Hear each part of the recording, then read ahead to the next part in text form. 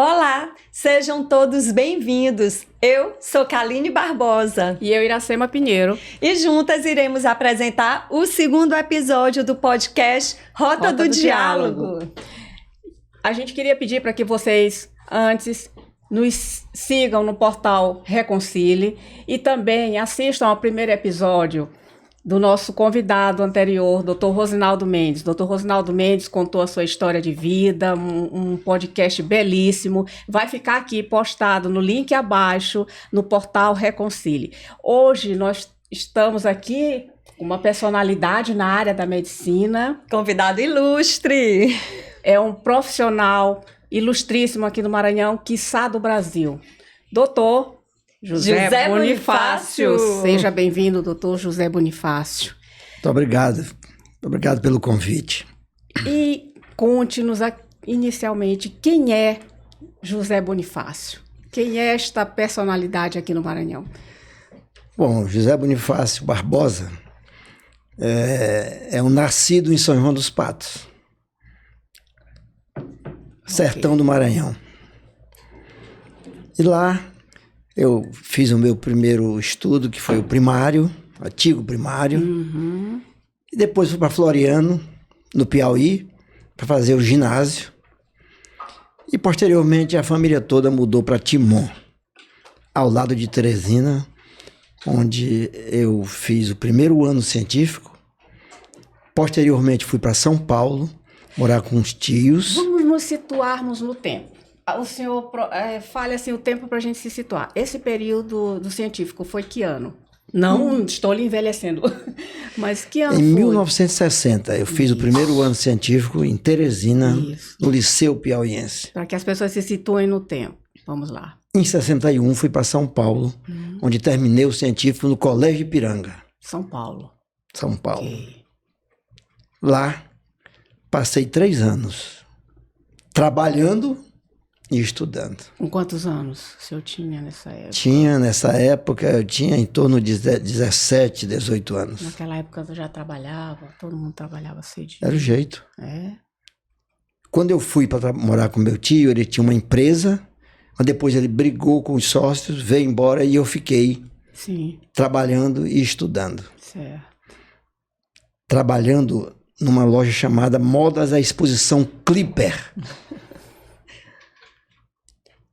Posteriormente, eu vim para São Luís para fazer o vestibular. Mas como foi? Sozinho? Familiares? Eu vim morar num pensionato chamado Juventus, na Praça de Odoro. E estudei no cursinho do professor Zé Maria do Amaral. Passei na faculdade de medicina. Qual o ano que você entrou na faculdade? 1965. Pela UFMA? Pela UFMA. Naquela época era só universidade pública? Só tinha UFMA. Isso. E no fim daquele ano, o meu pai pagava o pensionato. Sim. No fim daquele ano, ele me chamou e disse, olha, no ano que vem não vai dar mais para me pagar o pensionato para ti. Tu vai ter que arranjar uma solução para resolver esse problema. E eu virei professor de química. Para conseguir pagar Para pagar o pensionato. Isso. Ensinei no Liceu Rosa Castro, Marista, Colégio Universitário. Terminei o curso, fui para São Paulo fazer a residência no Instituto Dante Pazanese de Cardiologia, indicado pelo Dr. Haroldo Silva e Souza e acolhido pelo Dr. Eduardo Souza. Sim. E lá aprendi a ser cardiologista. Então, o senhor é especialista em cardiologia? Sou cardiologista. Okay. Cardiologista clínico. Ok. E nesse meio tempo profissional, casou? Como é que foi a questão? Como é que entrou aí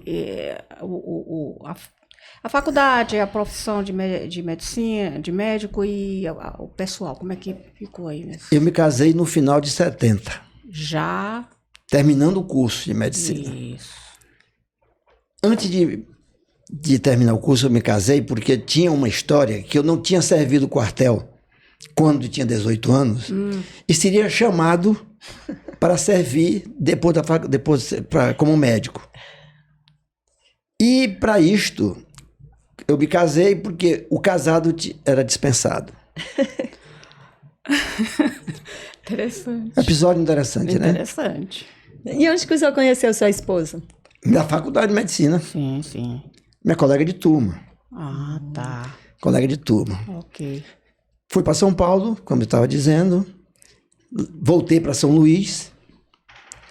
E o irmão Jorge, do Colégio Marista, me chamou para voltar da aula de química lá. E eu disse para ele: irmão, eu não quero ser professor mais de química. Eu quero viver como cardiologista. Claro. Aí não aceitei voltar mais a ser professor de química e fui trabalhar. Inicialmente no Centro Médico Maranhense, Sim. ali no Monte Castelo. E lá, nós, juntamente com outros colegas, criamos o Centrocor. Lembro. Foi o primeiro serviço de emergência cardiológica de São Luís. Lá no Centro Médico. E depois o Centrocor foi transferido para o Hospital Português. Mas dentro do hospital, no espaço do hospital ali, né? No hospital, dentro hospital. do espaço do Hospital Português. Sim. O Hospital Português tinha um convênio com o SUS para atender pediatria e resolveu parar com o convênio. E o amigo meu, que era o presidente do Hospital Português, eu fui e pedi aquele espaço. E lá nós ficamos 16 anos. Centrocor. Centrocor. Certo. Em 89, eu fui para UDI, onde ainda hoje estou trabalhando. Em 77, eu fiz o concurso para a Universidade Federal do Maranhão, para ser professor. Queria voltar a ensinar, mas Eu agora queria ser professor. Não mais química, não mais química. Mas como professor de medicina. Eu queria ser professor de medicina. Isso. Fui aprovado. E lá me aposentei depois de mais de 30 anos. Olha aí, alunos. Vocês estão vendo aí? Professor de vocês aqui, de medicina. Muitos médicos, né? Com certeza. Lá onde eu trabalho, na UDI, de vez em quando eu me encontro com uns médicos, eles falam: professor. É evidente que eu não me lembro, Claro. Porque ao longo de mais de 30 anos, quantos médicos não tem por aí que passaram, como a gente diz na vida, passaram pelas minhas mãos. Sim. Mas, doutor Bonifácio, quando terminou a faculdade de medicina, já foi logo fazendo uma especialização? Fui logo direto para São Paulo fazendo cardiologia. Aí, quando voltou, já começou a trabalhar sempre na cardiologia. Na cardiologia. No centro médico, eu dava plantão como clínico e como cardiologista. Centro médico, nós reabrimos no centro médico um serviço de emergência que estava fechado, o serviço de emergência. Quando nós chegamos no Hospital Português, abrimos o serviço de emergência geral, além da cardiologia. Certo. E foi lá no centro, no Hospital Português, que nós criamos a primeira UTI em hospital particular do Maranhão, que já tinha no Dutra. Tá vendo como a gente... O podcast, ele traz essas histórias maravilhosas, né? O doutor Rosnaldo trouxe a dele, ele está trazendo essa história. As pessoas conhecem o doutor Bonifácio como o cardiologista, associam às vezes a pessoa, o profissional da UDI, mas agora estão conhecendo, né, a pessoa, né? Como é a trajetória de vida. Conte mais. Como é que foi parar lá na UDI? Sim, como é que entrou, como é que a UDI entrou citou nessa a UDI? Porque o senhor falou do Centrocor, aí a UDI, como é que entrou a UDI na sua vida? UDI significa Unidade Diagnóstica por Imagem. Sim. Foi criado pelo Dr. Lorival Gama. Depois o Dr. Lorival se associou ao irmão dele, Carlos Gama, cardiologista, e resolveram fazer a UDI cardio. Era ali no canto, de Em frente frente ao ao... Hospital Português. Eu lembro. Olha como... Foi aí que o doutor Lorival... Bem no cantinho, de frente ao Hospital o doutor Português. Lorival me convidou Sim. para ir para a UDI cardio.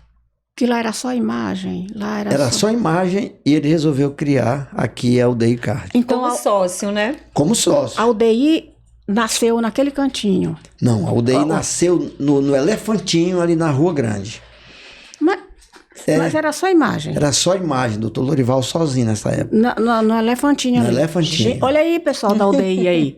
Viu? Os Depois- funcionários aí, conhecendo a história da Depois UDI. o doutor Lorival transferiu a UDI para a Rua do Passeio, em frente ao Socorrão 1, hoje. Sim.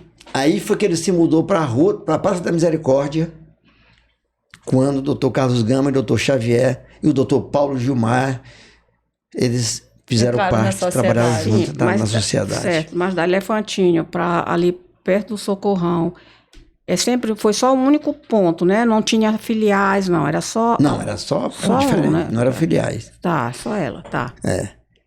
Também fazia parte lá na Praça da Misericórdia o doutor Albino.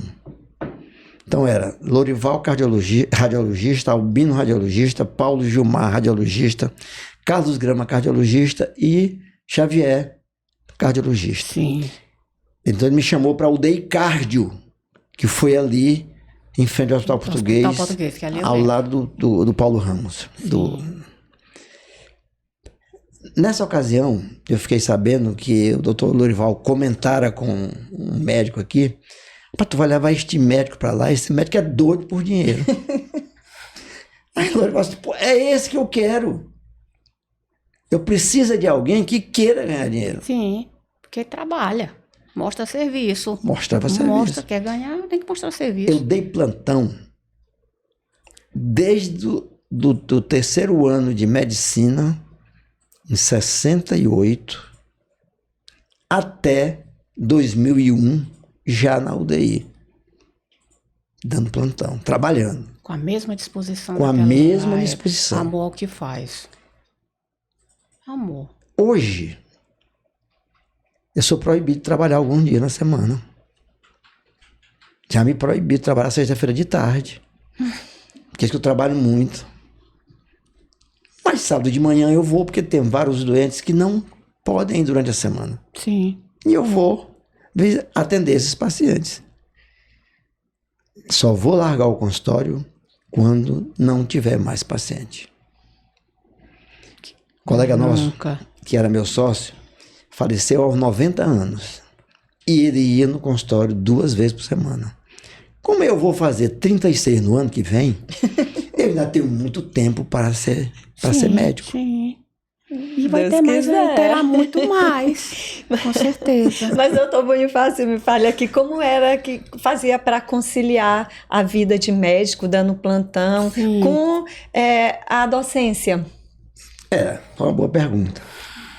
Boa Sim. pergunta. Eu comecei dando aula na UFMA, lá no Hospital Tarquínio Lopes Filho, Hospital Geral. Depois nós fomos para Macieira e finalmente fomos para o Dutra. Então, no Dutra, eu trabalhava como professor e trabalhava como médico do antigo INAMPS. Trabalhava pela manhã na universidade e depois ia para o serviço por volta de 11 horas. Lá no serviço, eu almoçava mesmo, lá. Logo lá eu almoçava. E o consultório já seguia em frente. Por isso é que dava tempo, deu tempo. E quando eu estava de plantão, já emendava, como a gente diz na gíria. E a família, doutor, como ficava E no os meio? filhos? A família ia lá nasceram, levar né? a roupa que eu ia trocar, que eu ia dar plantão. Os filhos também iam lá. Foi numa passagem dessa que o Lorival virou para o mais velho e perguntou o que ele ia fazer. Ele disse: rapaz, você acha que é engenheiro? Ele disse: rapaz, essa UDI cardio tá bem aí. Tu vai fazer medicina, cara. Depois tu Sim. já entra por aqui. O mais novo dos homens Dos seus Ele filhos. sempre que disse que queria ser médico. O do meio queria ser comentarista de futebol. E a menina nunca teve manifestação específica. Mas eu queria fazer uma volta lá no passado. Sim. Nós, 8 irmãos. E o papai dizia, o Bonifácio vai ser médico, o Zé do Egito vai ser advogado, a Maria da Glória vai ser professora. E dizendo o que ele pretendia que a gente fizesse. O último era para ser padre. Mas cada um tinha ele definia já uma... O meu deu certo. Sim. O do Zé do Egito deu certo. A Maria da Glória deu certo. O que ia ser padre também é médico hoje. Então, essas histórias são muito interessantes a gente falar, porque o papai era um nascido no interior, na roça, e foi criado pelos Rocha Santos de São João dos Patos, que eram os ricos donos da cidade. E ele teve uma visão de que os filhos tinham que estudar. Ele não pôde estudar, mas os filhos dele tinham que ser doutor, tinham que estudar. Naquela época, os pais, né, às vezes não tinham estudos, mas conseguiam formar os filhos, né? Mas a maioria. É verdade. Hoje em dia está bem mais difícil. Essa luta, essa batalha, essa maneira de trabalhar, de aprender a trabalhar, também aprende a respeitar. Sim. A respeitar os chefes, a respeitar os iguais, a respeitar os subalternos até. É muito interessante quando você dá um bom dia para um funcionário seu, falando de uma maneira cortês, com alegria, né? Cortês, sorrindo até. Sim. Eu tenho um filho, o oftalmologista. Todos os clientes dele... Cite o nome para a gente ter esse prazer de compartilhar com o nome dos... Passam no meu consultório e dizem, doutor Bonifácio... O Bonifácio Júnior só vive sorrindo. É meu oftalmologista também, viu? Um abraço José aí, Bonifácio doutor Júnior, José Bonifácio Júnior. Um abraço. Pois é. Doutor José Bonifácio Júnior, um grande abraço. O DI oftalmo. O Márcio é cardiologista, faz cateterismo. Sim. Hemodinamicista. Hemodinamicista. O Marcelo é nefrologista. E a Luciana fez fisioterapia, mas hoje é empresária. Sim. Um abraço a todos. Então eu fiz esse retrospecto, que eu precisava citar isso. Eu tinha que citar isso aí. Porque a história do papai, e ele fazia questão de dizer o seguinte: nas férias, a gente ia para casa do pai dele. Seu avô. Lavrador. Sim, do seu avô. Meu avô. Sim. E ele dizia, bota na roça. Claro. Para saber o que é melhor. Sim. Se trabalhar na roça ou estudar. Ninguém ficou na roça. Quem queria fazer calo nas mãos? Mas a senhora já viu falar em cana-de-açúcar? Sim. Aquilo ali, eu capinei. A folha da cana corta. E os formigueiros... Porque a cana doce tem muito formigueiro. Açúcar. Naquele tempo, os engenhos de fazer cachaça, fazer rapadura, era de madeira. Uma manjarra, tinha uma manjarra onde os bois ficavam rodando. Sim. E a gente de madrugada ia tanger os bois. Eu cansei de cair da manjarra dormindo. Mas tinha que ir lá. Eu gostava das férias de julho, porque era a época de fazer a moagem. Quando era nas férias de janeiro, era a época de plantar arroz, tapar corda de arroz com os pés, arrancava pedaço dos pés nos tocos. Era aquilo assim. para o senhor era uma diversão, aquilo ali era a sua infância mesmo. Coisa boa, gente. Aí, crianças, olha aí como é que a gente era feliz, viu? Mas era... Aquilo era felicidade. Tive uma infância e uma juventude dessa maneira. Lá em São Paulo foi um pouquinho mais duro, porque eu trabalhava naquela empresa que eu falei, na moda da exposição Clipper. Morava a 20 quilômetros do trabalho, a 20 quilômetros. E de lá da Clipper, eu ia direto para fazer o cursinho. Eu ainda perdi vestibular em São Paulo, porque era muito difícil trabalhar e concorrer num vestibular em São Paulo. Eu perdi o vestibular lá. Aí vim para cá e fiquei com raiva, porque eu passei em segundo lugar. Eu queria passar era em primeiro lugar. Porque eu já tinha... Eu digo, pô, mas eu não posso. Meu pai já está pagando aqui esse negócio. Eu já perdi em São Paulo. Sim. Eu tenho que passar em primeiro lugar. Mas uma colega minha... Foi com sangue nos olhos uma colega passar. minha do Balsas, sim, Maria Amélia Fonseca, passou em primeiro lugar. Porque ela ganhou de mim na redação. Não, mas o senhor foi cavalheiro. Não, passa primeiro. Passa na frente do lugar. Quando eu vim encontrar com a Amélia, eu vou dizer isso. Que eu citei aqui, vocês que... Um cavalheiro. Você vai o senhor na frente. Você tem prioridade. Pois é. A todos que eles citam o nome, o nosso abraço, viu? Sim. Então, eu já contei essa história ao longo do Hospital Português, né? Aqueles 16 anos que eu passei lá. Fui sócio na UTI de lá, da doutora Iracema Bringel. Minha xará. Sua xará. Iracema Bringel. Uhum. Mas os últimos, de 89 até agora, foi na UDI. Onde foi fundador, né? Sócio fundador. Eu sempre quis ter consultório no hospital. Sim. Por quê? Porque eu atendia os pacientes e podia ver os doentes internados. Hoje eu não atendo mais doente internado, só atendo no consultório. Mas na época que eu trabalhava, que dava plantão, eu ia ver os pacientes no consultório. E também ia lá no leito ver o doente, então ficava mais fácil, sempre foi assim. Por isso é que eu conseguia fazer o trabalho e ensinar. Na faculdade de medicina, eu comecei, quando eu fiz o concurso para lá, foi para ser professor de semiologia, ou seja, a matéria que ensina a examinar os pacientes. E isto me deu uma oportunidade de ainda hoje, no meu consultório, eu fazer uma anamnese, não só pedir exame, perguntar desde a idade do paciente, o que é que ele faz, qual a atividade física que ele faz, se ele fuma, se ele bebe, se ele joga. Então foi na semiologia que eu aprendi isso. Depois eu fui ser professor de cardiologia, que lá dentro do departamento de medicina eles separaram as especialidades. Hoje você vai fazer um concurso na faculdade, pode ser para cardiologia, para qualquer uma outra. Sim. Você tem que ter um diploma de doutorado.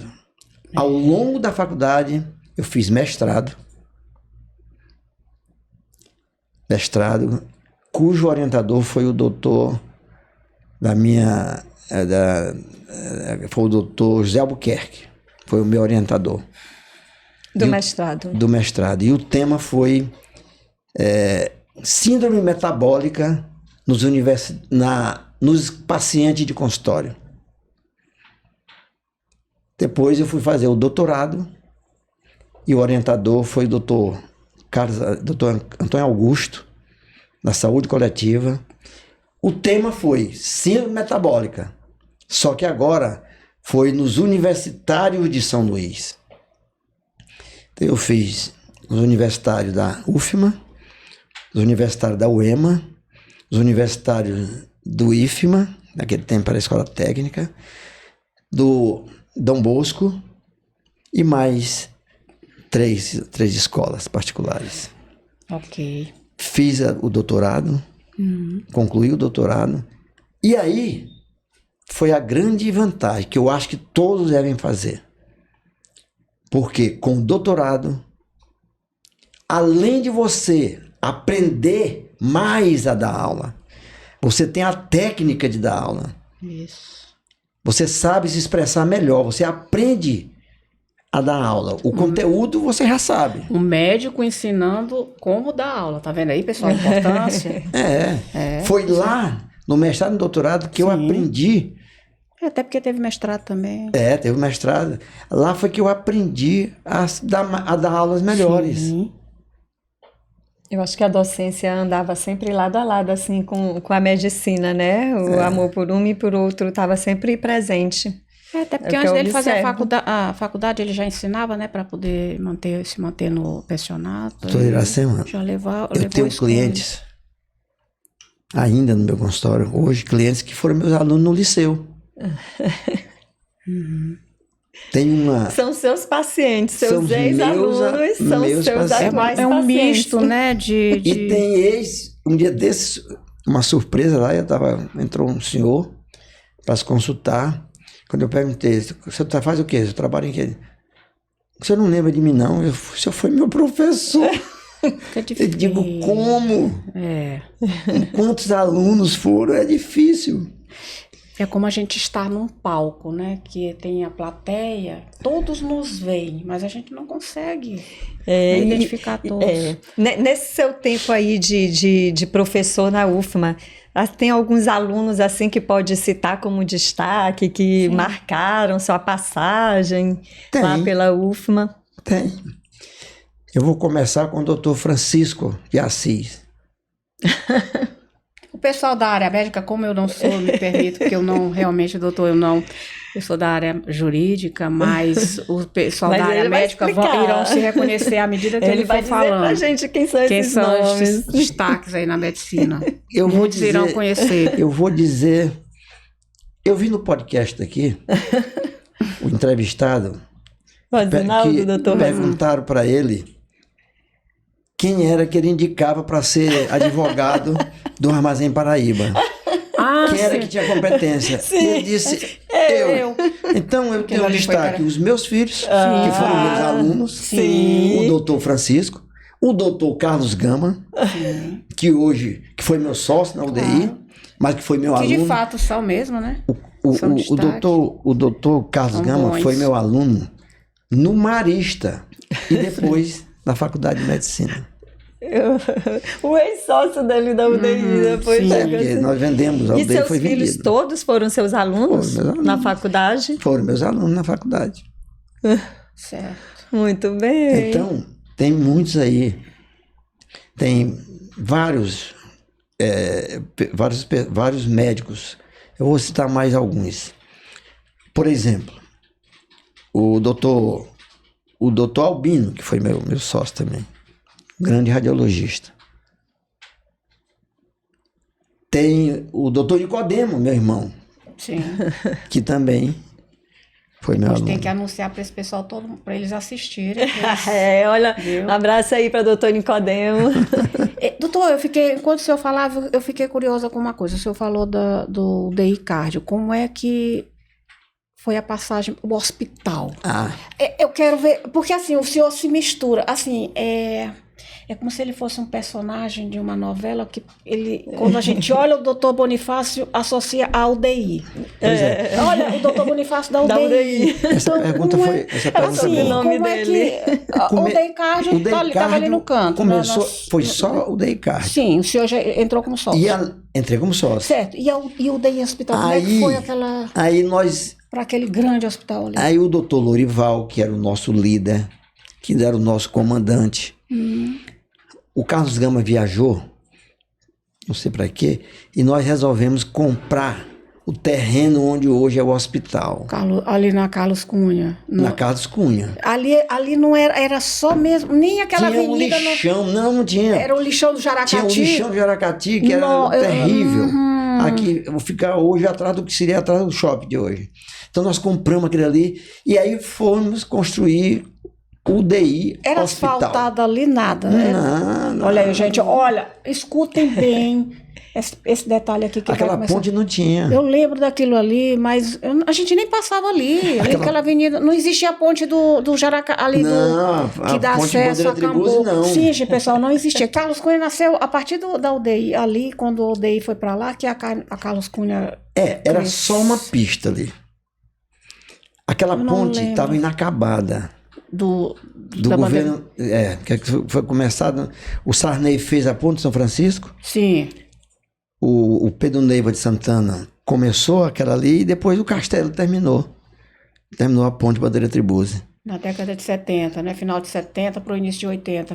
E no dia 27 de janeiro de 95 foi inaugurado o hospital. Por isso é que chama UDI Cardio, UDI Hospital. Vou te contar aqui um detalhe Fica à vontade. que o doutor, eu sugeri que o UDI Hospital tivesse o nome do pai do doutor Carlos Gama e doutor Lorival Gama. Sabe o que o Lorival me disse? Nada disso. Nós não vamos botar nome de ninguém. Vai ser mesmo, UDI, Unidade Diagnóstica por Imagem, Cardio da Cardiologia, e UDI Hospital, que é o UDI que foi o hospital. E aí, uma parte dos sócios ficou lá na UDI Cardio, por exemplo, Nicodemo, Xavier, e o Carlos Gama viemos para o hospital logo no início para fazer consultório aqui. Sim. Para a gente ficar. Nós fazíamos parte da diretoria, eu, o Carlos Gama e Lorival. Sim. Era o sócio majoritário. Então nós viemos logo para cá. Entendi. Mas o doutor Lorival foi uma passagem muito importante. Ele me deu essa chance de vir para a UDI. Claro que o Hospital Português, eu também tenho os agradecimentos a todos aqueles portugueses. Eu fui diretor médico do Hospital Português o tempo todo que eu estive lá. E na UDI nós criamos, no UDI Hospital, nós criamos a parte de ensino e pesquisa. O centro de estudo da UDI. Depois nós criamos o centro de estudo de ensino e pesquisa. Nós vendemos, mas a Redidol mantém lá o auditório. O auditório, sim, tem o nome do pai do Dr. Lorival Gama, Sebastião Gama. Esse tem o nome, foi mantido o nome.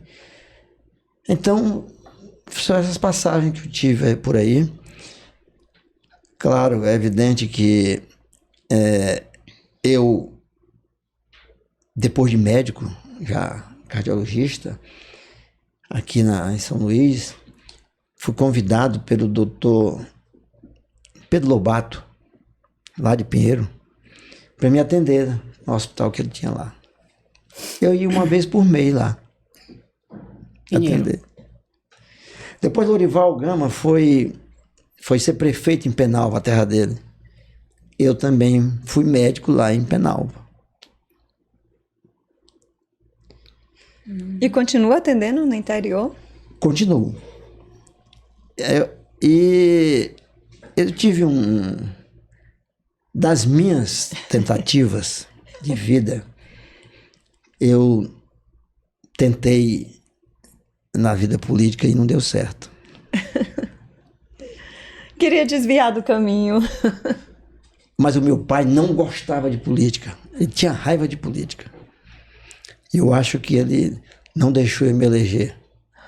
Eu tentei No fundo, o senhor sentia que não é... Que eu vou tentar, mas se não der, tudo bem. Mas Vai ver que no fundo já carregava essa vontade. o doutor Lorival Gama, Essa vontade dele. quando ele terminou o mandato dele em Penalva, ele me apresentou como candidato.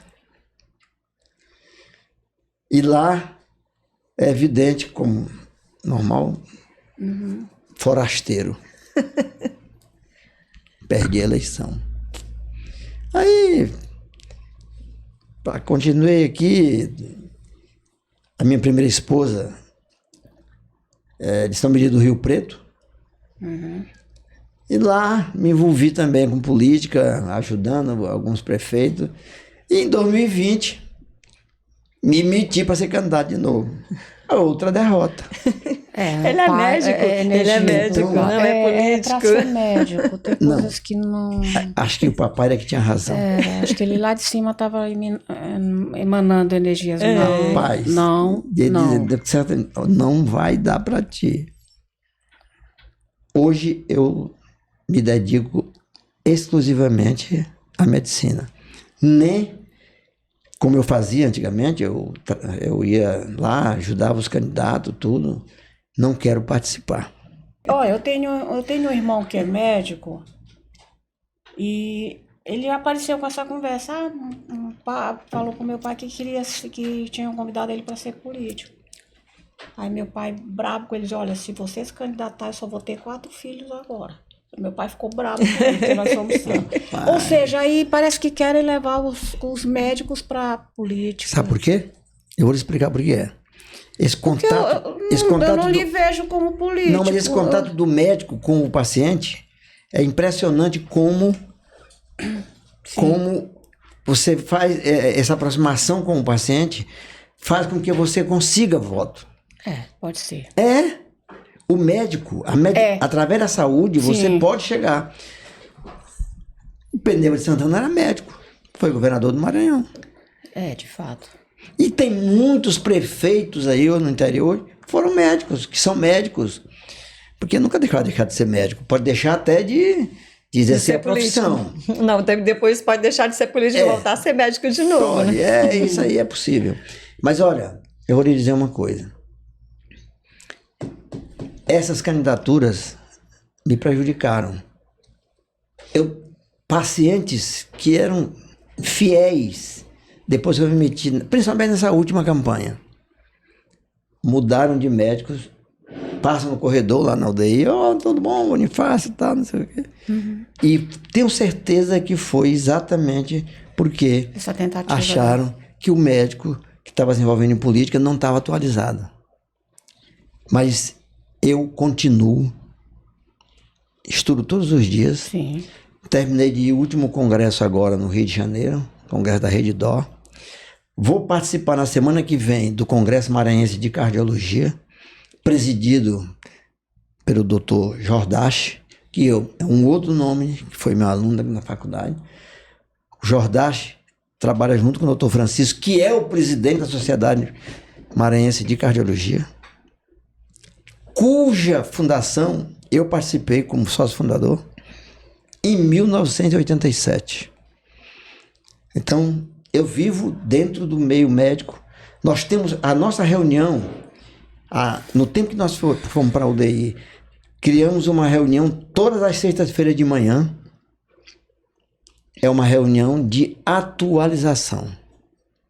Ela começa às 7h30 e vai até às 9h. Então... Foi mantida. Foi mantida. Mas aquele paciente que me viu como polícia...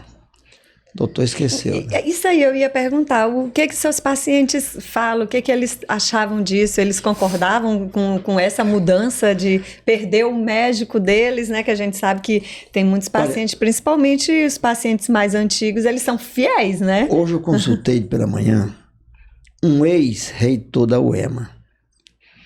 Quando ele entrou... Claro que eu conhecia, foi meu amigo, ele perguntou, e aí, você tem ido em São Benedito? Eu digo, rapaz, esquece isso aí, vamos tratar aqui do nosso tema aqui de eu médico e você paciente. Ao longo dessa jornada, dessa caminhada, eu participei como eu disse aí, da fundação da Sociedade Maranhense de Cardiologia. Fui conselheiro do Conselho Regional de Medicina por 5 mandatos. Hoje faço parte da Academia Maranhense de Medicina. São os fatos ligados à medicina que não atrapalham em nada. Sim. Na Academia Maranhense de Medicina, eu já estou desde o dia 11 de julho de 2017.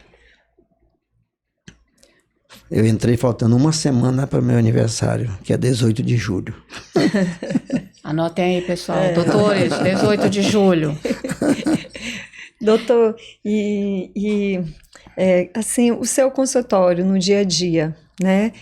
Como é que o senhor dá preferência para exercer a sua medicina? Porque a gente sabe que tem evoluído muito, né? Com a tecnologia, hoje a gente tem essas consultas online, né? E como é que o senhor manteve o seu consultório aí diante de todas essas mudanças, principalmente depois do Covid-19? Eu vou começar pelo Covid-19. Em 2020, eu passei 90 dias sem trabalhar. porque foi naquela fase terrível da Covid, não tinha vacina. Eu fui um dos que tomaram hidroxicloroquina, ivermectina, e eu não tive Covid. Não posso dizer se foi por causa disso. Sim. Mas eu consegui superar essa fase toda aí. Você perguntou... Da sua medicina, como é que o senhor ainda dá preferência hoje? Como é que é o seu contato com os seus pacientes hoje? Olha, as coisas mudaram muito. A tecnologia veio para ajudar bastante. Eu dou meu telefone para os meus clientes. Isso é maravilhoso, de certa forma. Porque, às vezes, é um doente lá de Carotapera, Cândido Mendes, São dos Patos, Paraibano. Longe, às vezes, né? Muito longe. Às vezes quer tirar uma dúvida sobre um medicamento que eu passei e eu utilizo isso. Além do dia a dia. O meu telefone, ele fica aqui na minha frente, com o WhatsApp ligado. Uhum. Ele está tocando aqui, mas eu não vou atender agora, é evidente. Claro. Mas lá eu vejo quem é que está ligando. Se for um cliente que eu peço licença para o doente aqui na frente e atendo o paciente. E depois dou, olha, está aqui meu contato, se você precisar também eu lhe atendo. Então, eu consigo fazer isso. Com a tecnologia, a gente tem uns cursos que a gente compra para fazer. Em casa você liga de noite e vai ouvir aulas de atualizações. Sim. Ontem eu assisti uma aula de tarde sobre uma doença chamada válvula aórtica bicúspide. Eu tinha tido um doente no consultório. Eu digo, bom, vou dar uma revisada nisso aqui. Então é assim que eu faço. Continuo, não estou dando aula na faculdade, mas não deixei de estudar, não deixo de participar dos congressos.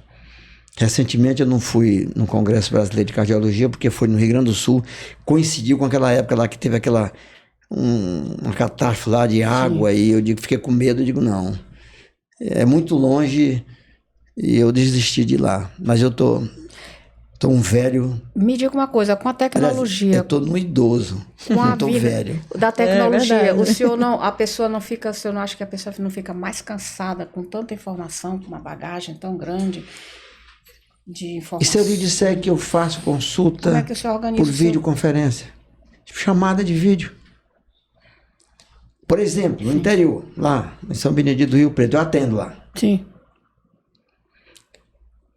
O Mano Santo, eu atendo. Presencialmente. Presencialmente. Sim.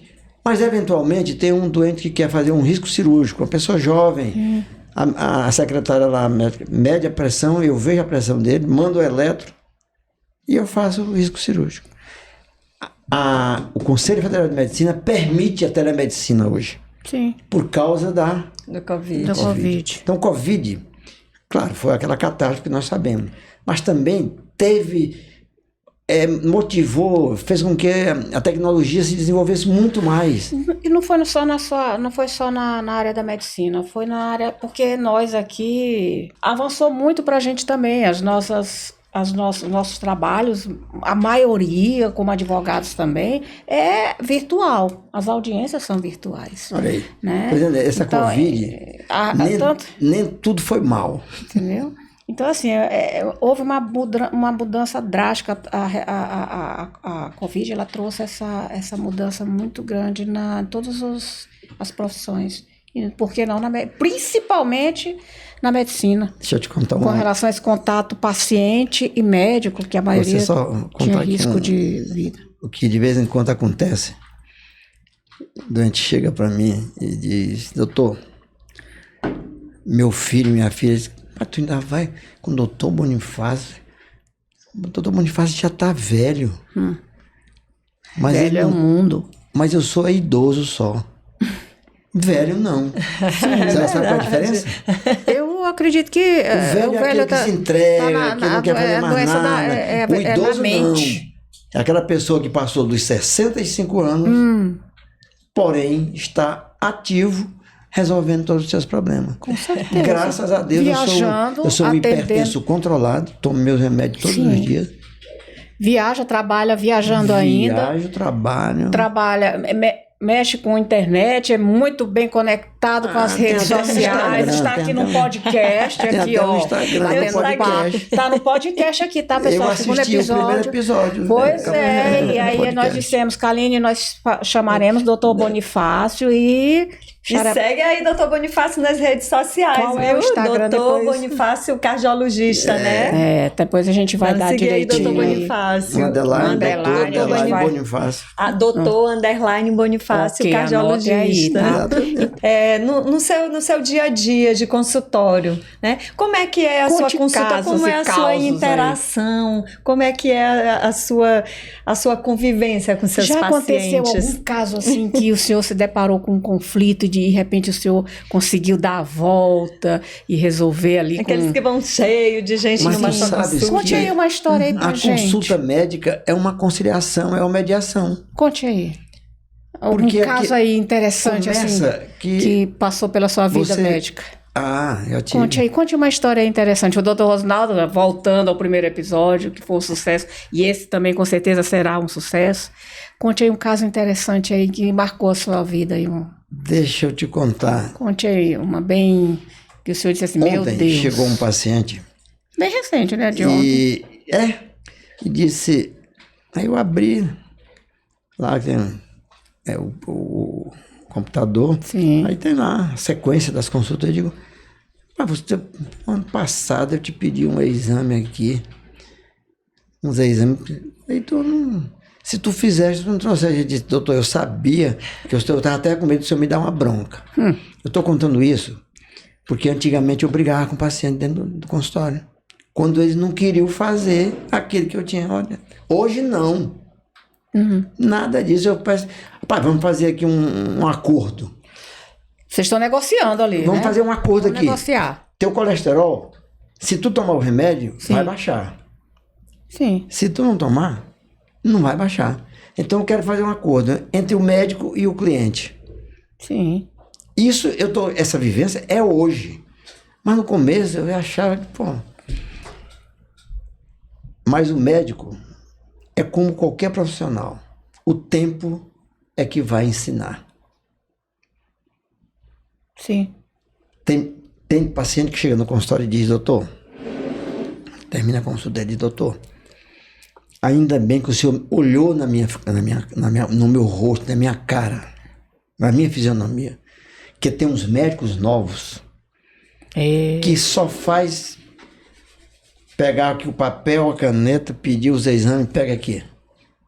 Nem pergunta o que é que eu estou sentindo, nem o que eu faço, nem nada. O senhor, como eu disse agora, Sim. eu estudei semiologia para fazer uma boa entrevista e manter essa humanização, né? esse relacionamento. Trabalho humanizado. Relação médico-paciente. Sim. É a relação advogado-cliente. Sim. É muito parecido. Sim. Eu digo, E como que o senhor faz para convencê-los a que tem que tomar a medicação? eu digo para eles, eu boto embaixo na receita, uso contínuo. E aí, resolve? Eu digo, olha, você vai tomar esse remédio até o mundo se acabar.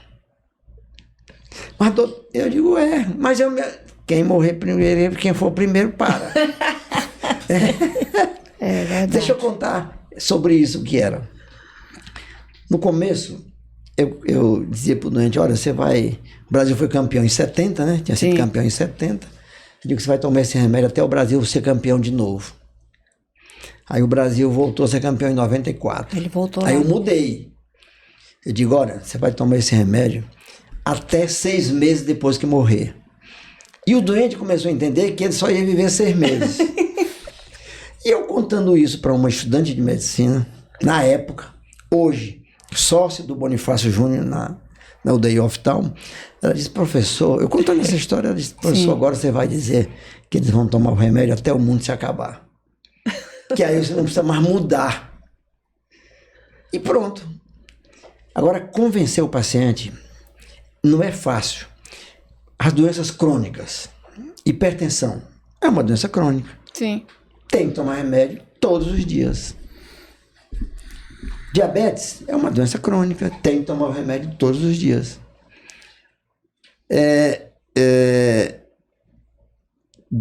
Infarto, doença coronariana crônica. Sim. É uma doença que tem, o nome está dizendo, tem que tomar remédio todo dia. Então, o que é que eu te digo? Eu digo, rapaz, se você quiser viver, que neste consultório aqui, eu digo lá no meu consultório, esse consultório aqui, a meta é 100 anos.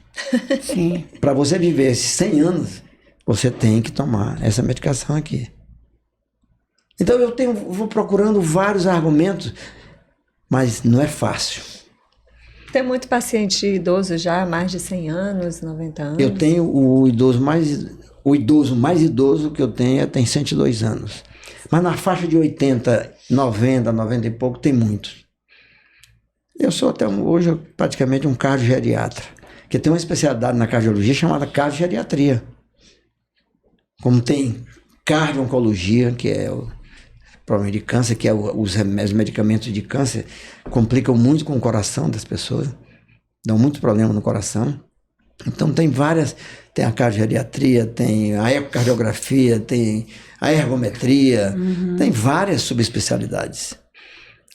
Doutor, o senhor acha que da época que o senhor começou a atuar como médico para cá, aumentou o número de pessoas novas com problema de coração? Como é que está essa questão? Olha, essa pergunta ela é muito importante. Principalmente depois da Covid. Essa pergunta como é que tá muito essa importante. questão aí? Eu vou lhe Porque dizer- antigamente infartava as pessoas bem idosas. Mas bem... hoje, Como é que está as isso aí? pessoas ficam diabéticos mais jovens. Por quê? Ficam obesos. As crianças, desde criança, não fazem atividade física e aí vem desenvolvendo essas doenças todas. Porque a doença coronária, os fatores de risco principais são pressão alta, que é a hipertensão, diabetes, vida sedentária, o estresse. Sim. Esse estresse tem aumentado muito e são essas as razões principais. Antigamente a expectativa, também tem outra coisa, a expectativa de vida antiga era 60 a 65 anos. Hoje a expectativa de vida no Brasil é em torno de 75 anos. Por quê? Porque muitos medicamentos surgiram agora recentemente. Sim. Que você consegue controlar melhor o diabetes, controlar melhor a pressão alta. Tem medicamento hoje para colesterol que você vai tomar 2 vezes no ano. É uma injeção em janeiro, uma injeção em julho e uma injeção em janeiro. Sim. Os medicamentos de hipertensão, eles têm efeito por 24 horas em média. Por isso é que as coisas facilitaram. Quando eu cheguei no Dante Pazanese, só tinha 4 remédios para tratar a pressão alta. 4 tipos de remédio. Hoje, tem inúmeros medicamentos. Então, muita gente é acometida precocemente, Sim. porém, tem os recursos também muito mais abundantes. E medicamentos que praticamente você consegue rejuvenescer as pessoas. Essa pergunta procede e eu aproveitei para dizer que começa mais cedo, porém tem muito mais condições e faz com que as pessoas vivam muito mais tempo. Então, o medicamento é para tratar a doença e a atividade física para prevenir que chegue a uma doença. É uma prevenção. Uma prevenção, né? Amanhã, às 6 da manhã, eu estarei descendo para a academia do meu prédio. Já ia lhe perguntar. Faz atividade física quantas eu vezes? Já ia perguntar. Eu tenho um personal, tá vendo, terça, pessoal? quinta e sábado. 6 da manhã. Ele não é velho. Não, sou idoso. Ele não é velho. Puxo ferro.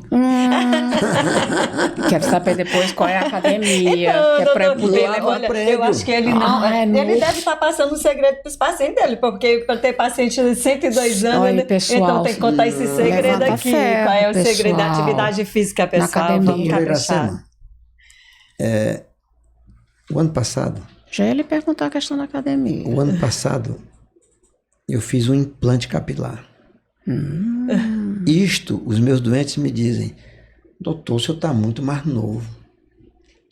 E eu faço isso. Não, nem percebe. Eu faço Ele tá isso abrindo o jogo. exatamente. Pessoal, acho que eu também vou fazer. Eu vou estar dizendo isso exatamente para poder Aquelas pessoas... Você chegar num consultório, o cara conhece o doutor Bonifácio, tá muito antigo, mas ele chega lá, me encontra e diz, doutor, o senhor fez... Eu digo, fiz implante capilar. Não dá nem pra ver, não sabe nem o que fez. Ele conta tudo que ele faz pra ficar melhor. Ele conta, olha, ele tá dando... Gostei, ó, pessoal, ele tá dando as dicas aí dele. Ele tá dando o caminho das pedras, tem que se cuidar, né, doutor? Uma coisa sutil. Ele fez algo, ele dizia, eu fiz mas muito sutil, doutor. Não dá nem pra cuidar, né? Tem. Não é sério, olha, não percebi. Se o médico não estiver bem limpo, bem apresentado, claro. um jaleco fisicamente, né? Parece... Fisicamente. Como é que eu vou dizer pro gordo que ele tem que perder peso? O podcast que vocês fizeram, no primeiro, eu tive a oportunidade de ver. E Rosinaldo, né? Rosinaldo. Um abraço, doutor Rosinaldo. Abraço, doutor Rosinaldo. Detalhe, tá tendo muita audiência o podcast dele, o nosso aqui também. O Rosinaldo, já começou dando certo. O Rosinaldo nosso contou uma história dele. Ele fez o primário e o curso médio. Foi no intensivo, no cima. No intensivo. No cima, ali na rua, que dá acesso ali. Foram 8 anos em 2. Foi. Então, quando eu vi aquilo, eu digo, rapaz, se no tempo de meu pai já tivesse esse tipo de estudo, meu pai tinha feito. Mas não tinha. Naquela época, eu fui de São João dos Patos, estudar em Floriano, porque em São João dos Patos não tinha ginásio. E doutor, o senhor chegou a ser a fazer, porque há uns anos atrás, né, bem pouquinho tempo aí atrás, geralmente as pessoas tinham aqueles médicos de família, né, era um médico para a família todinha, tinha aquele médico de confiança e tudo. O senhor teve ou ainda tem pacientes desse jeito? Que é um médico da família, quase da família toda. Tem. Até a gente brinca e diz, é igual a sarampo, dando na família toda. Sim. Às vezes chegamos lá e dizemos, doutor, o senhor foi médico do meu avô, foi médico não sei de quem. Isso acontece. Isso é uma coisa Graças a Deus, né? Sinal de que está vivendo muito bem. E muito. Pois é. Sim. Então, tem alguns detalhes que a gente... Hoje, quando a gente termina o serviço e fica fazendo alguma retrospectiva, e a gente lembra de muitas dificuldades. Quando eu disse para vocês que o Dr. Pedro Lobato me chamou para trabalhar em Pinheiro, você sabe por que eu deixei de ir em Pinheiro? Porque esse ferriboto. Eu tenho muito medo de água.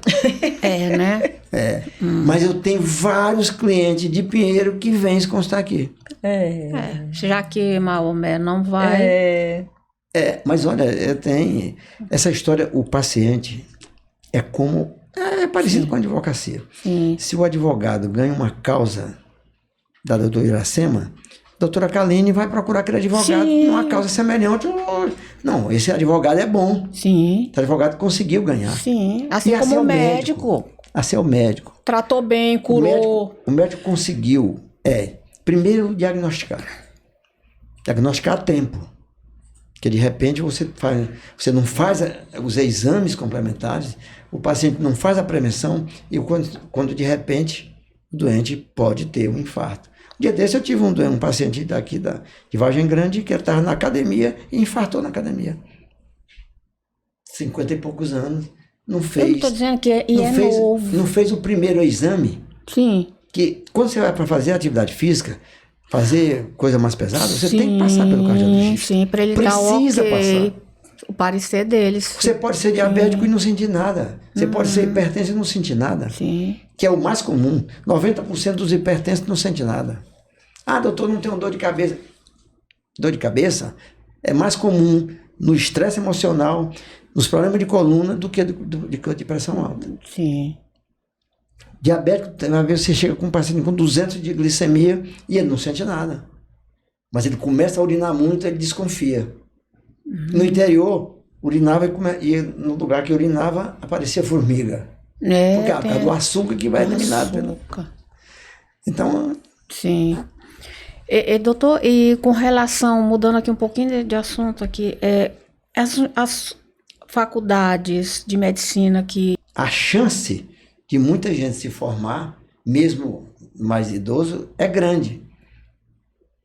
Elas são caras. Sim. São caras. São caras. Mas uma pessoa que tem um empresário que pode se dedicar, pode se formar em medicina. Sim. Olha, é muito comum ter médico e advogado. Aqui no Maranhão tem vários médicos e advogados. E advogados que depois foram estudar medicina.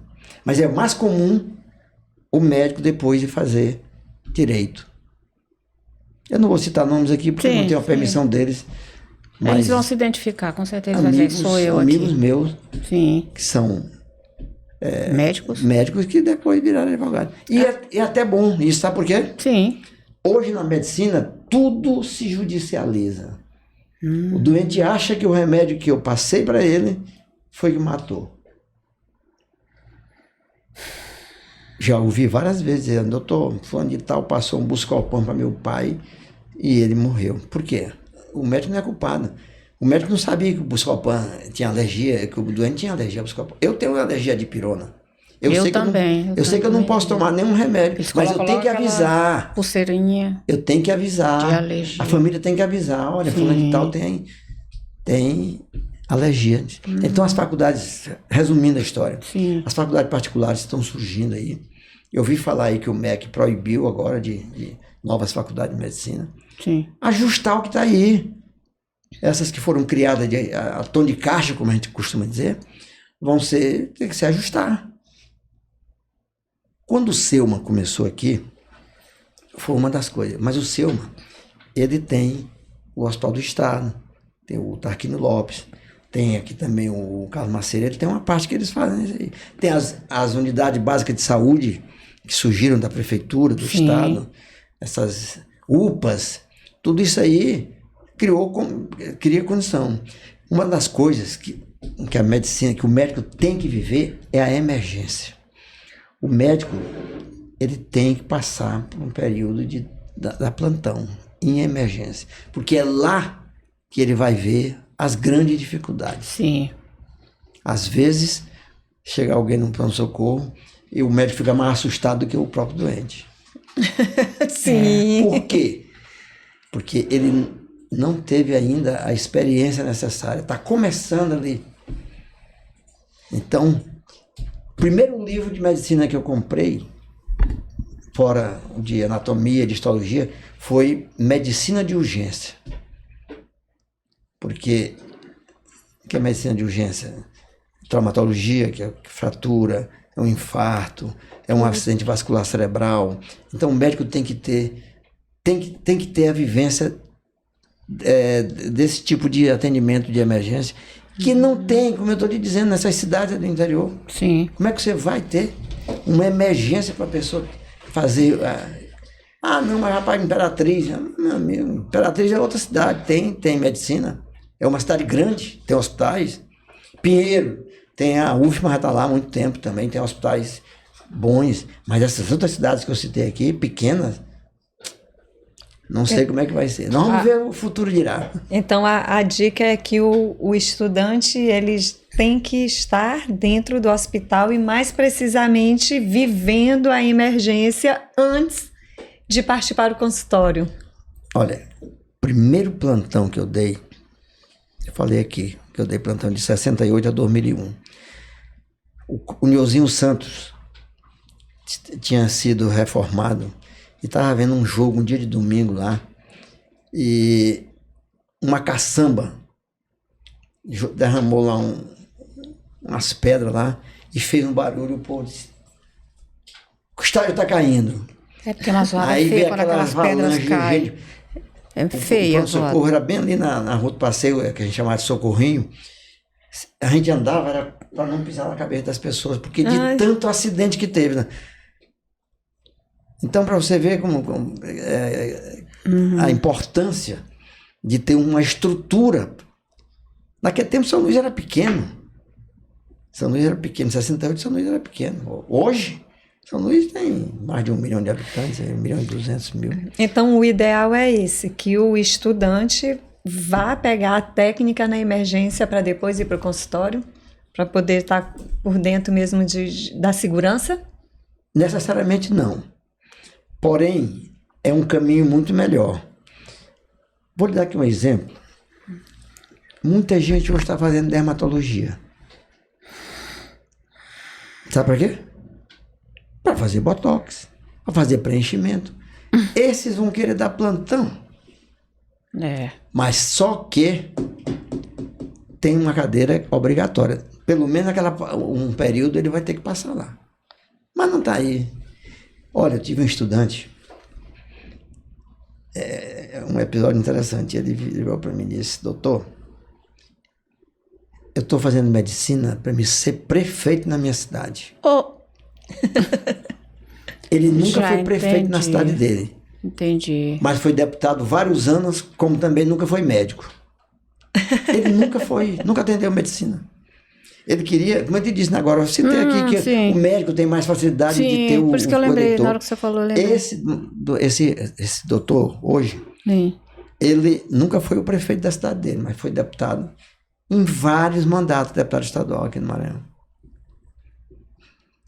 Então, tem muita história. Deixa eu lhe perguntar, enquanto o senhor estava falando, eu estava me lembrando aqui, doutor, como é que foi em 2020 com a Covid, voltando aqui para a Covid, como é que foi ali na UDI, o senhor ali, como é que ficou? Em casa. Assim, não, mas como é que foi o hospital, os médicos, eles ficaram esgotados? Como é que foi ali? O senhor tem como é que foi ali o hospital dele? Eu não vivi o drama porque eu não estava lá. Sim, mas eles ficaram esgotados. Porque o pessoal da emergência como é que foi ali? Sofreu muito. Olha, eu vou dizer uma coisa. Parabéns aos profissionais da medicina, da enfermagem. Foi uma época foram verdadeiros super-homens, mulheres, os comerciantes tinham que fechar os comércios. Meu Deus. Muita gente faliu. E os médicos, muitos médicos morreram de Covid, que pegaram de Covid. Porque a correria ali foi grande, ali também. Morreram por causa da Covid e também muitos ficaram cansados ali também. Eu estou lhe dizendo, foi muito complicado. Foi traumatizante ali, né? Foi difícil para todas as pessoas. Para as famílias que perderam as pessoas, para os médicos que perderam também familiares, para os médicos que tiveram Covid. Tem médico que tem. Para os enfermeiros, aqui, muitos enfermeiros morreram também. Tem um médico aqui que passou 90 dias internado no Hospital São Domingo. Hoje ele está vindo, está trabalhando. Mas foi muito difícil. Esse pessoal que foi entubado. Meu Deus, quando colocava aquele tubo, eu achava que já ia. A grande maioria morreu. Meu Deus. Mas voltando, doutora Galine, sobre essa história, não é necessariamente passar, mas quem tem experiência na emergência, ele tem muito mais vivência como médico. Porque a emergência você tem que resolver na hora. É como professor de direito. Aquele professor, o profissional do direito que atua muito em audiências, nos fóruns, ele sabe muito melhor dar uma aula, por exemplo, porque ele já tem a prática, né, a teoria, do que ir para o consultório. Quem tem ali a experiência na urgência, emergência, sabe se vira direitinho. Quem ensina, quem dá aula, aprende duas vezes. Sim. Na hora que você transmite um tema que você tá dando a aula, você está aprendendo mais. Primeiro você tem que estudar todos os dias para poder dar aula. Eu vou contar um episódio aqui do Liceu maranhense. Era professor de Química, lá no Liceu. E antes de fazer o curso de medicina. Estava no curso, trabalhando e estudando. Tá. Quando o papai disse, sim, foi na época que o papai disse, vai trabalhar para... Aí, um aluno, era da turma 14 do Liceu. Ele chegou para mim e disse, professor, não vou fazer minha prova de junho, porque meu irmão que faz medicina vai me ensinar. No dia da prova ele foi para lá, debochando lá, na porta lá. Liga para nós, vai, não. Ele chegou em agosto, ele botou a mão assim na mesa e virou para mim e disse, professor, e minha média? Minha prova que vai ser? Eu digo, não, tu já tem média. 0. Aí ele disse, vou falar com o diretor, e desceu, né? O diretor é professor Ismar Rocha, dentista. Aí depois ele voltou e disse, professor ir lá falar com o diretor. Cheguei lá, o professor Ismar perguntou, contei, disse, já deu a média, já, pronto. Ficar com 0 assim mesmo. Então, ao longo dessa carreira de professor, não são só flores, não. Tem uns espinhos também. Mais um episódio do Liceu. Cheguei lá um dia, o professor Carlos Beckman, diretor, mandou me chamar, e quando eu cheguei, ele entregou um papel. Aí era uma turma pedindo para mim, para ser afastado da turma. Alegações. O professor Bonifácio não deixa ninguém entrar depois que ele está na turma. O professor Bonifácio faz a chamada muito baixa, não sei o que, sei o que lá, uma pessoa de coisa. Aí devolvi pro... O senhor quer dar aula lá ainda? Eu digo, eu vou. Aí nós fomos. Pegamos lá, olha, o professor vai dar aula aqui e tal. Essa turma tinha um professor de biologia, ele botava no quadro o roteiro da aula, né? Sim.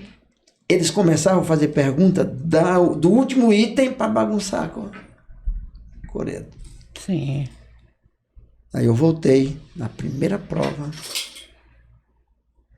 tirei todos da turma, eram 5 filhos de carteira. Aí eu, 2 minutos para cada pergunta. Passei quase um mês fazendo prova. Nunca tive problema mais nessa turma. Tá vendo, pessoal? Olha... Tem história. É história para mais de... Mas, professor, vou voltar a repetir. Como o Rosinaldo disse ontem aqui, ser professor é muito bom. A carreira universitária é muito boa. Se eu voltasse de novo, eu ia tornar a fazer concurso para a UFMA ou para qualquer uma outra que tem. Naquele tempo era só UFMA.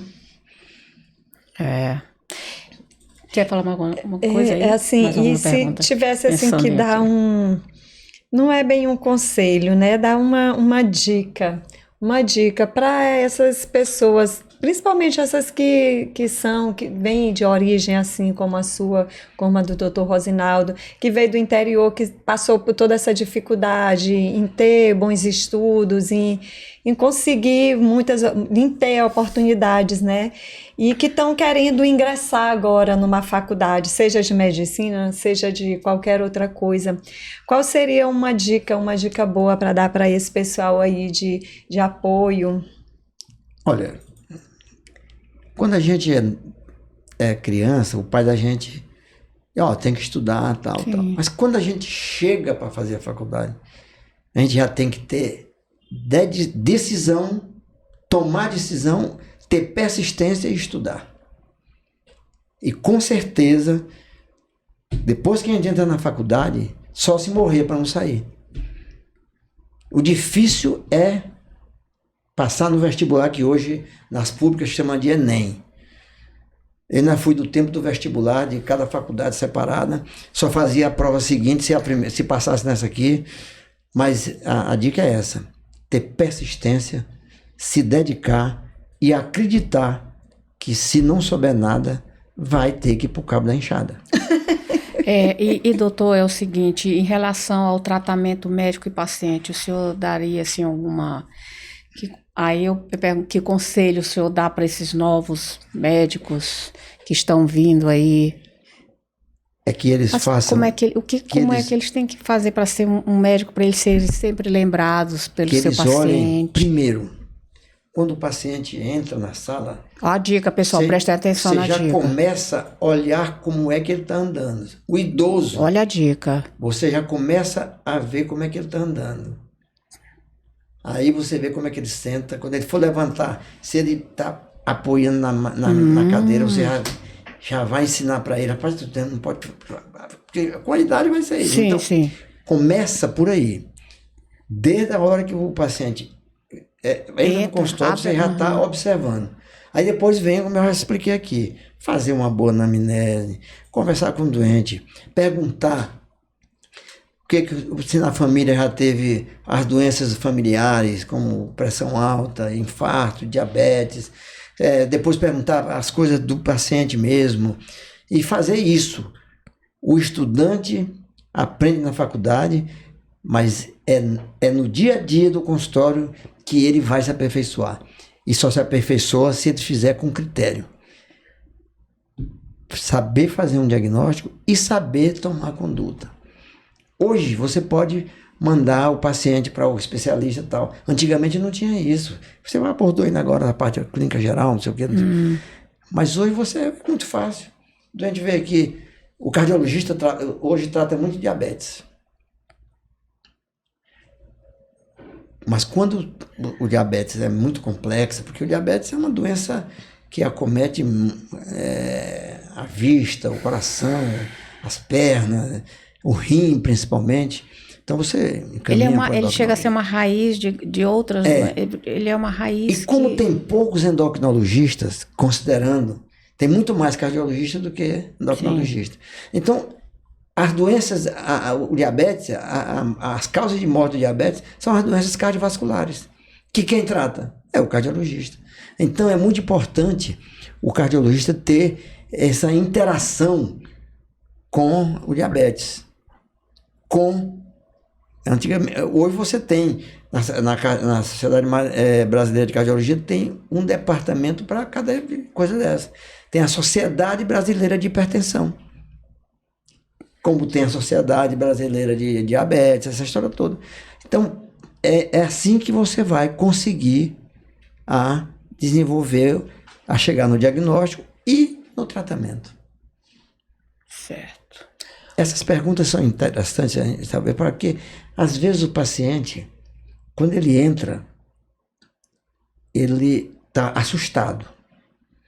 Principalmente no consultório do cardiologista. Doença do coração. Então você tem que deixar o paciente à vontade.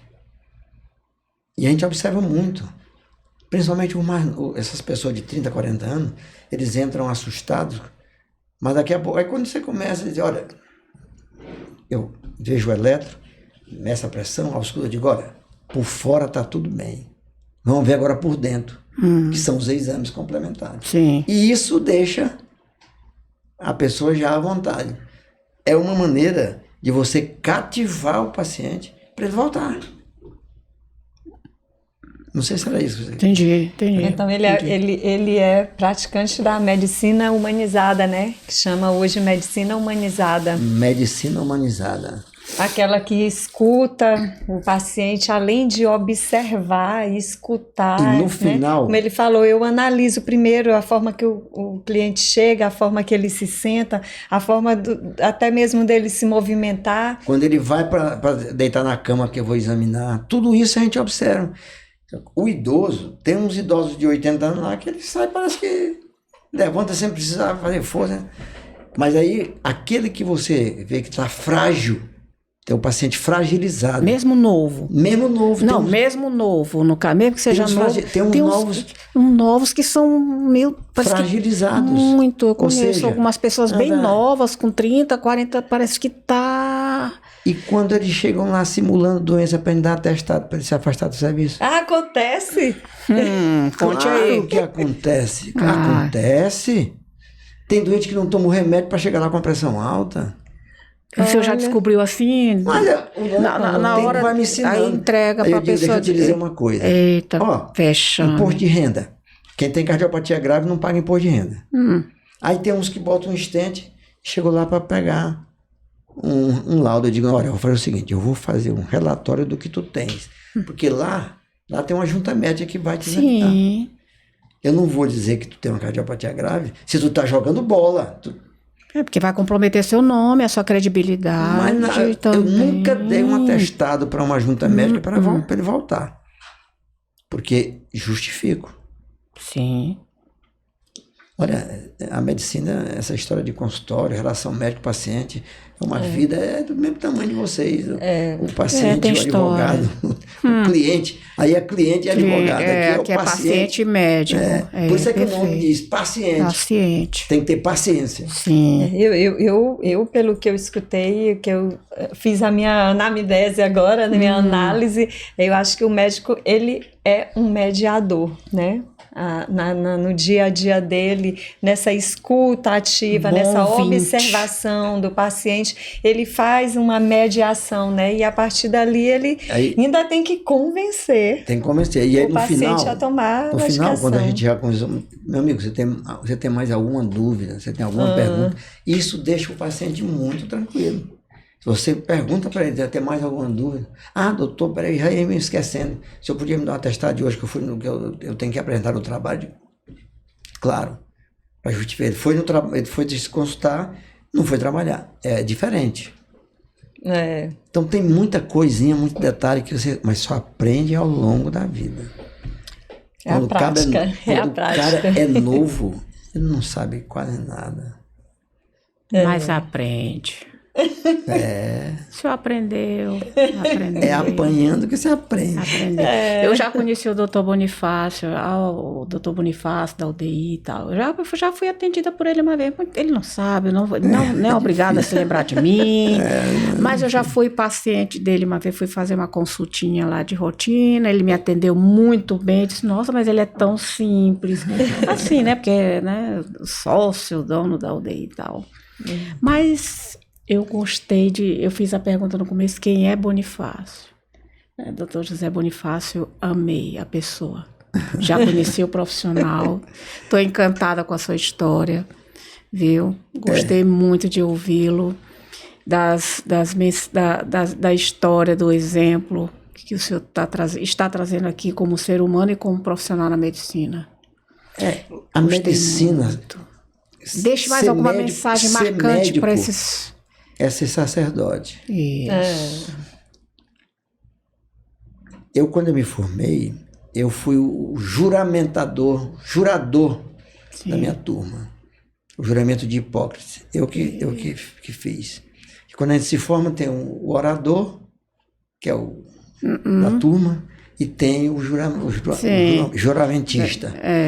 E tem ali... Que é o que puxa todo mundo lá naquela hora do momento, né? Que você fez a fala. Ali no Conselho Regional de Medicina aqui, na hora que você entra do lado esquerdo, tem lá as palavras de Hipócrates. E É o muito senhor importante. está O cumprindo. juramento de Hipócrates. Então o médico tem que ter uma responsabilidade muito grande, porque ele está cuidando da vida das pessoas. O bem mais precioso que uma pessoa tem. É o bem mais precioso das pessoas. Tu sabe que às vezes tem uns idosos que chegam lá fragilizados. Ô, doutor, eu já quero morrer. Eu digo, calma, aqui a meta é 100 anos. Aí o cara se espanta, né? Você tem que deixar o paciente sair de lá com vontade de voltar. E o médico é assim. Tem um poema que diz assim: ser mãe é desdobrar fibra por fibra o coração. Ser médico é fazer com que as pessoas tenham consciência de que acreditam no médico e tem que ter a consciência também de que só a parte do médico, só o receita não resolve. Sim. Por isso aqui tem um acordo. Vamos fazer uma combinação aqui? Vamos, Eu faço minha tem que parte ser, aqui. né? E você vai faz a aqui, tua. tá aqui, ó, papel. Ok. E como eu disse no começo, uso contínuo. Que é para tomar. Você vai Ok. querer uma mensagem final? Primeiro, eu quero agradecer essa oportunidade de contar minha história. O senhor nunca tinha contado assim, Não. meio nenhum de comunicação, né? Existe... Não, eu já Assim, fiz claro, algumas- entrevista e tudo, mas não assim tão... Não sobre minha vida. Eu fui chamado para falar sobre Claro, algumas profissional, né? Mas dizem que o homem, a pessoa para ser completa tem que ter um filho, plantar uma árvore e escrever um Que livro. escreveu um livro. Eu ainda não escrevi o livro. Não tá ensaiando, como é que eu vou fazer? Eu li o último livro que eu li do presidente Sarney, foi um livro que o livro é sobre personalidades. Ele fala sobre o Jânio Quadro, fala sobre o João Goulart, fala sobre o governador do Maranhão. Então eu digo, rapaz, Por interessante. que você não faz um que conta casos, assim, Pode ser, então, pode no ser. consultório, Gostamos né? causos. Os casos e causos, né? Tá aí, ó. Não, mas eu pretendo, Vamos lá. eu tenho uma cliente que ela é escritora. Já conversei com ela uma vez sobre isso, porque a gente às vezes precisa de uma pessoa para dar um rumo. Mas eu pretendo ainda. Pois eu quero que o senhor autografe. Eu vou estar lá na noite de autógrafo. Nós Vou lhe estaremos, cobrar a com partir de certeza. agora. Vamos lá. Pois, doutor, e a sua mensagem? A minha mensagem final, primeiro, é que Sua outra agradecer. mensagem. Eu que agradeço, doutor. Agradecer a vocês, porque foi muito bom esse bate-papo. Conhecer a pessoa, o ser humano, é tão bom. Pois é, foi muito bom. Eu fui ver o que era podcast lá no Google e eu vi o que é. Eu vim para cá sabendo o que era. E a mensagem final é que vocês continuem fazendo isso, porque Obrigada. vocês vão dar oportunidade para muita Tem gente que quer conhecer contar. muitas outras pessoas e saber, principalmente para as pessoas mais jovens, para as pessoas que estão começando agora, que não é tão fácil atingir os objetivos, mas tem que ter perseverança, tem que ser persistente e tem que estar consciente do que está fazendo. Ou seja, estudar ou estudar. Muito bem. Muito obrigada. Eu queria, mais uma vez, aqui deixar um mimo. Tá, da Aqui Reconcílio Imediato. Sempre a gente faz um carinho. Biscoitinho da Biscoité. Tá. Luciana da Biscoité, obrigada pela parceria de Beleza, sempre. muito obrigado. Viu? Viu? Muito E obrigada. se precisarem de mais outras informações, quem sabe poderemos um dia voltar aqui. Mas eu sei que tem muita gente aí na fila. Tem gente, vai ter gente que vai querer entrar na fila. Posso abrir logo aqui? Pode Olha, sim. esses biscoitinhos da Biscoité lá na Reconcília, marca registrada, todos os nossos treinamentos, porque são os biscoitos naquele tipo caseiro que remete à infância, memórias afetivas, e aí os alunos gostam muito. Vou começar por esse aqui. Olha, Da eu não tenho Biscoité. paciência para abrir embalagem.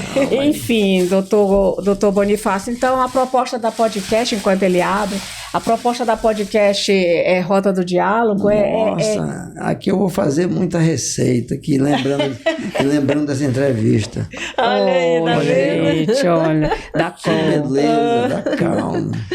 Muitas O senhor- salvar muitas vidas. O senhor fazer muitas receitas, isso aqui das minhas amigas do Rota do Diálogo. Então, a proposta da Rota do Diálogo é conhecer estes profissionais do direito, da medicina, quem sabe da engenharia, da comunicação. Então, é isso. E se precisar, eu vou escrever com esse lápis aqui.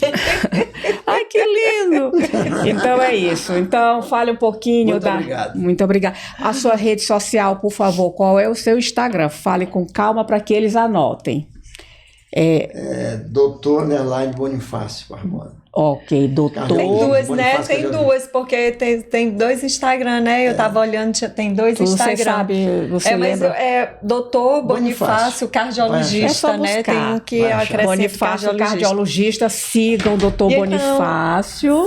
Sigam o nosso podcast Rota do Diálogo, tá no YouTube, Portal Reconcile. E pode também seguir o nosso Instagram, O da Reconcile. reconcile.portal. Lá na nossa bio do Instagram tem o link que leva direto para o primeiro episódio do nosso podcast, que foi com o Dr. Rosinaldo Mendes, está Isso. lá já disponível. E assista. Logo em breve estará também o segundo episódio, conversando com o médico, Dr. José Bonifácio. Até lá, pessoal. Obrigada. Tchau.